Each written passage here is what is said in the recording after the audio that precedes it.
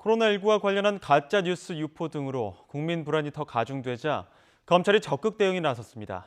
허위 사실 유포를 비롯해 역학조사 거부나 불법 집회 강행 등을 중점 대응 범죄로 규정하고 엄정 대처하기로 했습니다. 홍성욱 기자의 보도입니다.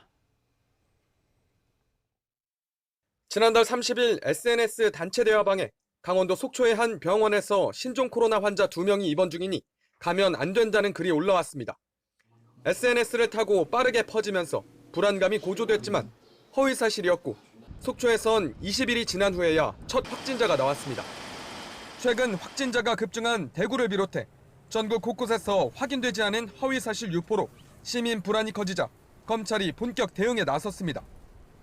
전국 최대 규모 검찰청인 서울중앙지검은 대검찰청이 지시한 코로나19 대응팀을 한 단계 격상한 대응본부급으로 꾸려 관련 범죄 수사에 착수했습니다.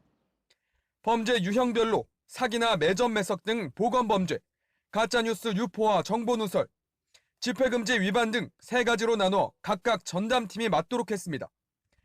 역학조사를 거부하거나 입원 등 격리 거부 행위, 허위 신고, 가짜뉴스 유포, 집회 제한 조치 위반 등은 5대 중점 대응 범죄로 정해 적극 수사한다는 방침도 정했습니다.